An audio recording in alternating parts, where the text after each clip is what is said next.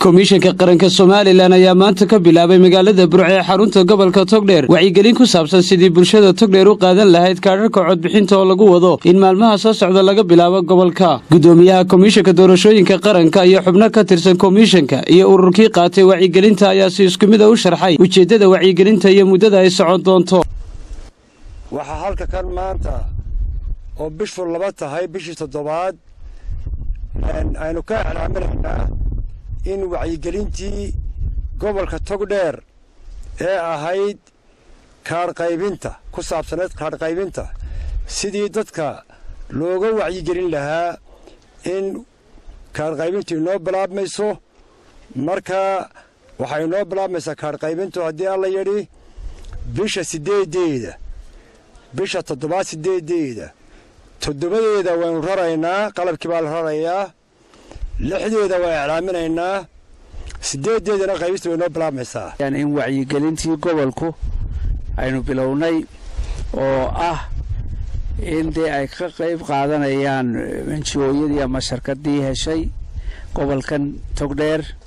maanta oo bishu laba tahay baanay bilaabmaysaa kulay way noo soconaysaa ilaa intaynu maxayday ka soo xidhi doono waxaanay u socon doontaa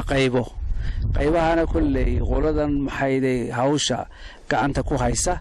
ayaa si sharaxi doonta annaka waxa nooga banaanun inaynu maxayday gaarsiino muwaadiniinta gobolka degan inuu bilaabmay kaar qaybintii codbixiyaashu waxaan bulshada reer Soomaaliland ee gobolka Togdheer ee wacyigelinta aanu ku sameynayno aanu uga cadeynaynaa sida ay hawshu soconayso iyo qaybaha kala duwan ee ay wacyigelintu ay leedahay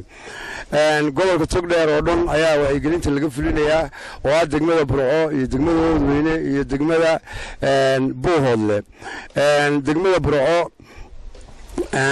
waxaan jeedaa magaalada Burco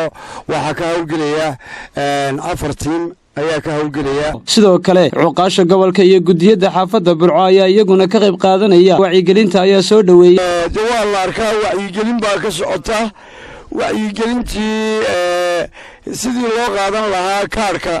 ayaa socota komishinkii waa kaasoo annaga hawshii adan uqaasha iyo dadweynaha wanahay waa nagu wareejay dadweynaha gobolka Togdheer waxaan leenahay waa laydin keenay diiwaangelintii kaar qaadashadii waa laydin keenay cidda doonaysana ugu codeynayeen cidda doonaysana ku diidaysaan waa laydin keenay waa laynoo keenay waxaan idin soo jeedinaa annagoo cuqaashiya inaa qaataan kaarka diiwaangelinta waa xafladii komishanka qaranku ay kaga codsanayeen dadweynaha in la qaato kaarka codbixinta ee aynu horena maxay ahayd uga qayb galnay ee la geliyay jundiga badan ee aynu hore uga soo shaqaynay hawshii baa maanta midhaheedii